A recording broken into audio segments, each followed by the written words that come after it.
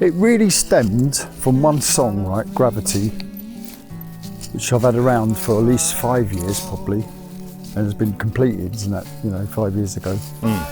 But I could never find, the albums I was making, subsequent albums I made, it just wouldn't have fitted on.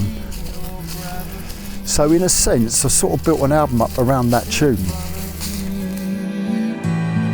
Wherever I go. There's a few sort of reoccurring themes, I suppose. Some of it's about loss, death, but also life as well. Yeah. Dealing with loss and death, the way it affects people, our own mortality. So I suppose they're all things really, definitely from this perspective, this age I am now. And so I guess that's what's on my mind, I suppose, at the time. Try, see the memories unfold. It's definitely a reflective record. I wouldn't necessarily say it's nostalgic, but it's certainly reflective. In this place so strange and cold. There's the kind of the unity of the acoustic and the orchestral thing. There's a real variety of styles of individual songs on it. Yeah, hopefully, yeah. I mean, it's not a folk album, is it?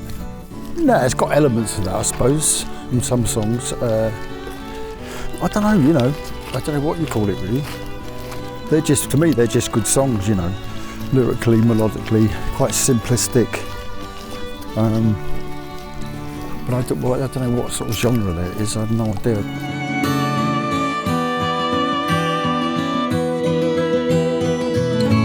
Whenever you get an acoustic guitar and some strings, it always kind of sounds kind of sad anyway.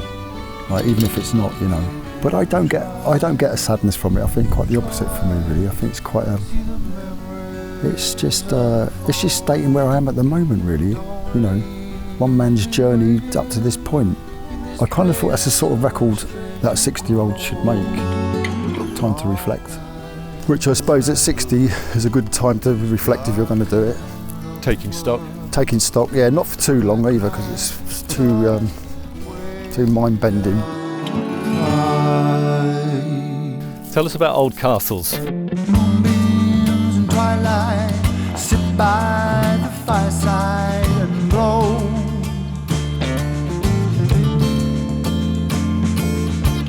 It's that old story of the greedy old king who doesn't really see how his subjects are suffering or care until one day all that he's built up just crumbles around him, Yeah. It's like one of those old sort of fairy tales. And the other song with a kind of a political or a global perspective is Books. Yeah. I mean, that's more directly addressing what's happening in the world. But religion particularly there. Yeah. The starting place for most religions is, whatever way it's phrased, is thou shalt not kill. Which sounds like a pretty good sort of place to start, really. What is this book? Well, I mean, who am I to knock other people's faith, I wouldn't do that. And I think whatever makes people happy or gets them through their lives is obviously a good thing, I suppose. But the way it's used and abused and manipulated by the people in control, I think is the antithesis of what it's supposed to be about, really. Here's one for the searching soul in the moonlight. It's alright. Head down with a furrowed brow in the deep night. Hey, it's alright. Every night. Every day, I'm trying to find the words to say, but I wouldn't want it any other way. Hey, it's alright.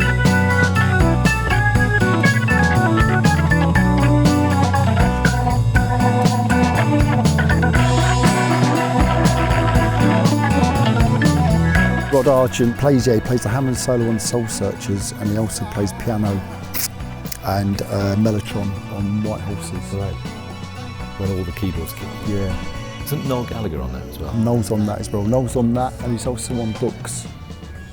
Playing a pump organ, dressed as a vicar, and but it's great, you know, because like when I asked Noel to come down, he said, "You do realise I'm not a keyboard player, didn't you?" But it's like just what we're looking for, really. But any good musician will, you know, get something. You'll get something from that. Shima Mukherjee played the sitar and tambura. She also got the Indian violinist as well. And Lucy Rose. Lucy Rose sings on it. She's toured with you, hasn't she? She toured in the States for us last year. But yeah, she's one of my favourite singers, really, favourite artists. Great writer, great voice. I mean, you know, I think I'm extremely fortunate to be able to ask these people to come and play on the record, and they all seem up for it. Because for me, it's almost like the fan in me, getting a chance to work with people I really respect or admire, you know. From all ages as well, you know. From people like Conor and Erland and Lucy, to Danny Thompson and Martin Carthy. What you say, come what may, we got life. Let's just see where the seeds are taking us to anywhere.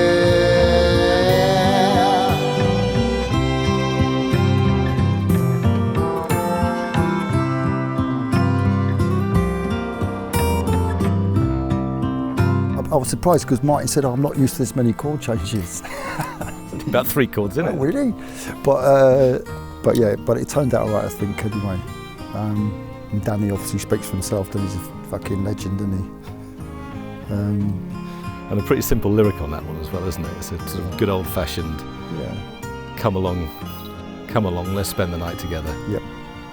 Yeah, worry about the rest of it tomorrow. Yeah. Come along and be my baby, let's just sink or swim. In the morning, I'll be gone and you'll go back to him. Sha-la-la-la, sha-la-la-la, sha-la-la-la-la, sha-la-la-la, la-la-la-la, sha-la-la-la. There's a lovely control on the voice. I mean, with everything taken down, and I guess it's the dynamics of the music allows you to kind of express it in a different way. I just think in the last few years I've actually learnt how to sing, you know. That's how I look at it. And I think it's took me a long time to do that, but there's something with the way it's matured or whatever way, I don't know. But I think I know how to sing now. I know how to sing properly. And using it in a, I mean, the vibrato is kind of used more, isn't it? Yeah, and it's not something I've had lessons for. It's just something I've just kind of practiced, I suppose. You know, fucking hell, I've had enough practice doing it. But when I look back and when I listen back to for some old stuff, even up to a few years ago, I know I could sing so much better now. And so that inspires me as well, you know, just to go on with that, you know, see where else you could go to, you know. And so the songs that were written by Erland, he wrote Wishing Well.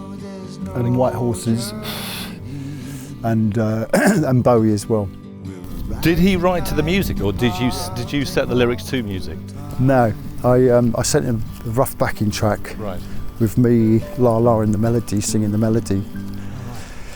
And occasionally I sort of put in a word or whatever comes to me, and he just kind of wrote around that, and done a brilliant job on it as well. I wanted to hear somebody else's words and views and interpret them as a singer, you know. And what did you ask him to write a song about Bowie, or did it came out of the just what he conversation? come up with, yeah. And is it specifically about David Bowie? I think it's obviously it's about his passing, but it's also kind of a bit of a treatise on death as well, I suppose, and accepting and dealing with it, I suppose, you know. That's how I kind of read it anyway. And he cleverly used some quotes, Bowie quotes in the lyric as well. We're arriving and departing all the time. Well, it's incredible that Erland caught the mood of it, really, I think. But I related to all the words he'd done for the song, all the songs. as if I could have written them myself as well, you know. And I don't mean that in a demeaning way, but I just related to them on that level. But there was no real brief, you know. It's just kind of do your thing, really. Do whatever you see fit. So it was following your instincts in a way, writing these songs and recording them, because I mean, obviously people will listen and say, there's a touch of Nick Drake, or there's a bit of John Martin, or a bit of Neil Young in. Well, people always do that anyway, yeah. Yeah, but you don't see those as sort of musical touchstones. You just follow. No, not at all. No, I don't at all. No, I mean, all people I like, obviously, but I wasn't thinking about any of those artists particularly. I just did what I do, and you know, they're just songs and just. But I wrote them in the same way I've always written, you know, pretty much anyway. Sitting down and just keep chipping away until you got it. And so they're just songs to me. I don't care to really think of what reference they are. It's a cold night, found me time in the moonlight. Is there no sign? I am waiting like a mayfly. I live to play music and write songs. I mean, that's what I've always done and all I've ever wanted to do. I'd never tire of the process of writing and seeing something grow from this little idea into a finished track, you know, which hopefully, you know, means something to people as well. And I think that's just such a wonderful thing. And I couldn't imagine ever growing tired of it, you know. But the next 10 years, I don't know, I might tell you something else, I don't know. And I guess the key is doing something different every time, because this album doesn't sound anything like the last album, and that album sounds very different to the one before. Hopefully, yeah. For a variety of reasons, mainly to satisfy myself and to feel that I'm moving forward or going in a different direction from last time, and hopefully for my audience as well, you know, to keep them interested as well, you know. Challenging, I don't know if that's the correct way to put it really, but to make it interesting for people anyway. Well, they've kept along, haven't they? I mean, it's over 40 years, and many of your audience have been there from the beginning. They have, yeah, God bless them, yeah.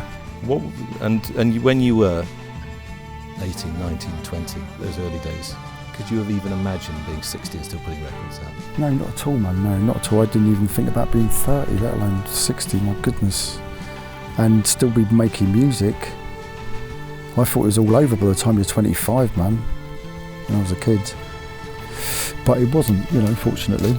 And obviously you gain a different perspective the older you get, you know.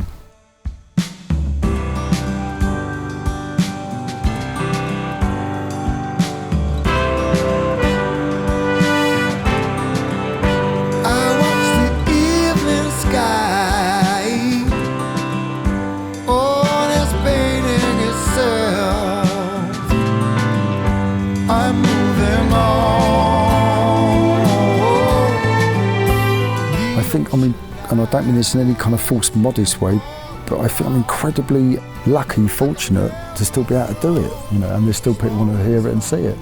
So that's good enough for me, and I have no ambition beyond just being able to keep doing it. I have no, you know, whatever level I am or not, well, that's fine with me. It's as long as I can just do my thing and express myself, and hopefully people like it, that's good enough for me, really. I got love all around. I don't need nothing else.